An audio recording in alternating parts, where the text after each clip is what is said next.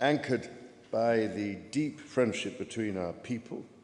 This relationship, which, with good reason, we and our predecessors have long called special, has made us safer and stronger through the generations. Our people have fought and died together for the values we hold dear. We have innovated, traded, and created together, fueling our economies and cultures through myriad forms of exchange. We have celebrated together, mourned together, and stood together in the best and worst of times. Mr. President, as we approach the 250th anniversary of the Declaration of Independence next year, it is remarkable to think just how far we have come. I cannot help but wonder what our forebears from 1776 would make of this friendship today. The rebel commander and pioneering First President George Washington famously vowed never to set foot on British soil. And my 5 times great-grandfather, King George III, for his part, did not spare his words when he spoke of the revolutionary leaders. Today, however, we celebrate a relationship between our two countries that surely neither Washington nor King George III could possibly have imagined. The ocean may still divide us, but in so many other ways, we are now the closest of kin.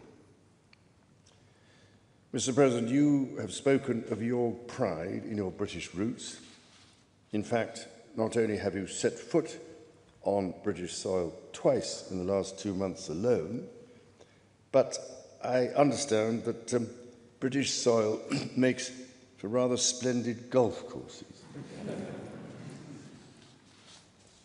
Now, for my part, I have always admired the ingenuity of the American people and the principles of freedom which your great democracy has represented since its inception.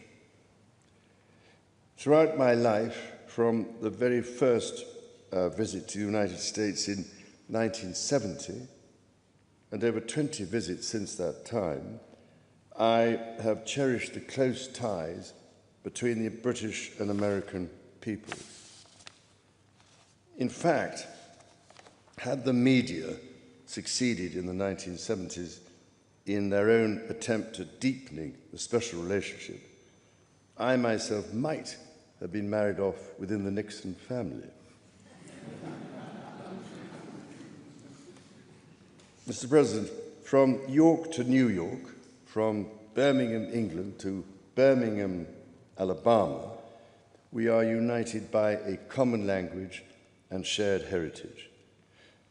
The many thousands of people from each of our countries who have made the other their home have enriched our societies immeasurably, a fact that gives me the greatest pride. Our cultural connections, too, continue to flourish with our actors, musicians, writers, and television presenters prospering in the hearts of transatlantic audiences. Today, our alliance spans every field of endeavour and shows vast potential for growth. The United Kingdom was your partner in the first trade deal of your administration, Mr. President, bringing jobs and growth to both our countries. And no doubt we can go even further as we build this new era of our partnership. Our two nations have an exceptional legacy of shared discovery. Together, we laid the foundations of nuclear science, mapped the human genome, and built the internet, upon which all contemporary commerce, communication, and defense is based.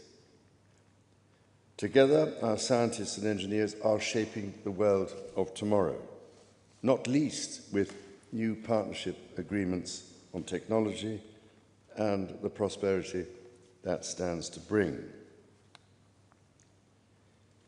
Our countries have the closest defence, security and intelligence relationship ever known.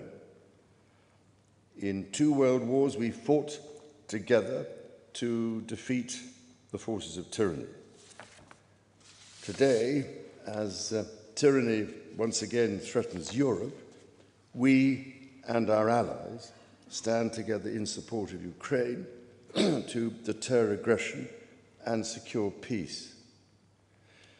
And our AUKUS submarine partnership with Australia sets the benchmark for innovative and vital collaboration. The successes of the British Redcoats and of George Washington's Continental Army today stand shoulder to shoulder, brothers and sisters in arms, protecting the freedoms we both cherish. Our countries are working together in support of crucial diplomatic efforts, not least of which, Mr. President, is your own personal commitment to finding solutions to some of the world's most intractable conflicts in order to secure peace. In striving for a better world, we also have a precious opportunity to safeguard and to restore the wonders and beauty of nature for the generations who follow us. We share the ambition and determination to preserve our majestic lands and waters, above all, to ensure that we have clean water, clean air, and clean food.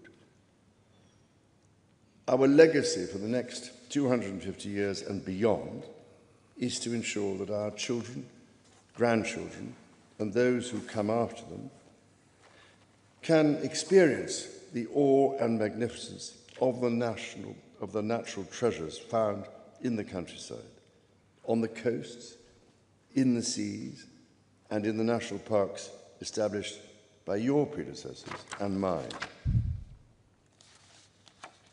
Mr. President, Mrs. Trump, the bond between our two nations is indeed a remarkable one. Forged in the fire of conflict, it has been fortified through our shared endeavours and burnished by the deep affection between our people.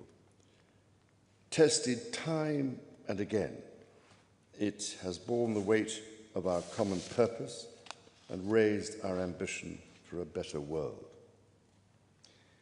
So, in renewing our bond tonight, we do so with unshakable trust in our friendship and in our shared commitment to independence and liberty. Therefore, as we celebrate this unparalleled partnership, allow me to propose a toast to President Trump and the First Lady, and to the health, prosperity, and happiness of the people of the United States of America.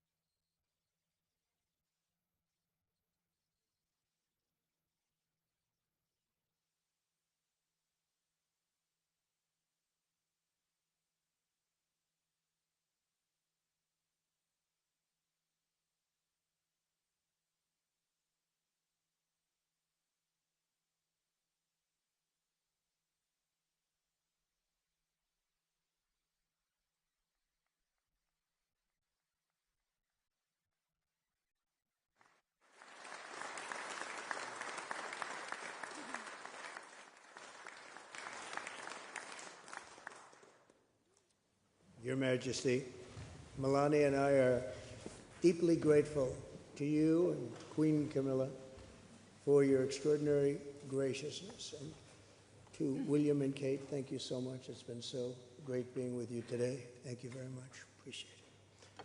It's a singular privilege to be the first American president welcomed here.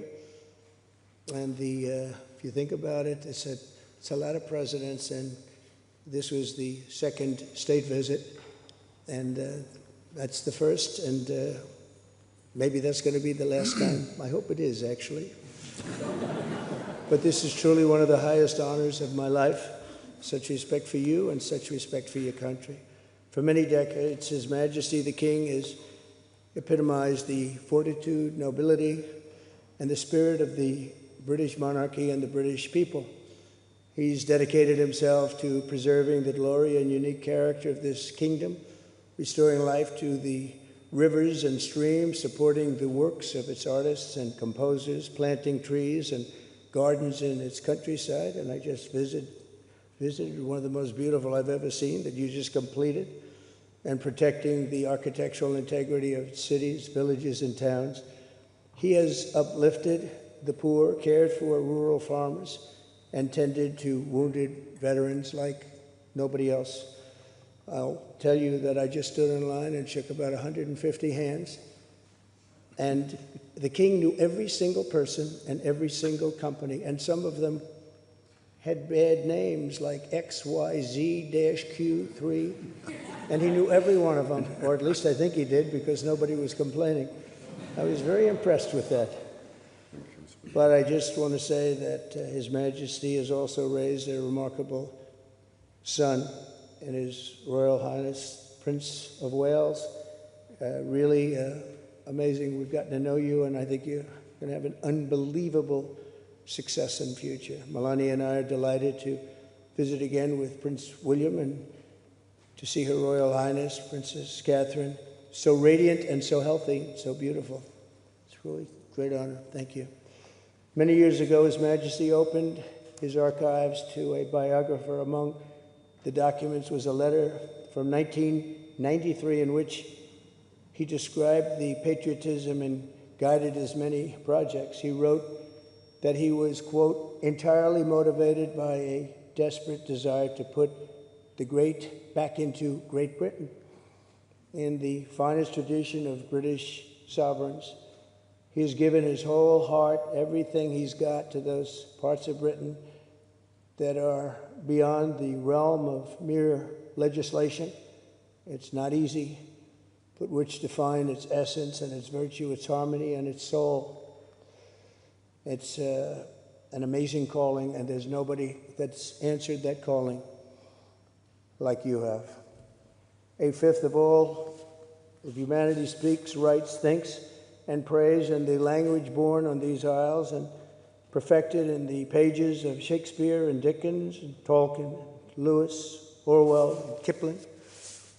Incredible people, unbelievable people like we have rarely seen before, probably won't see again.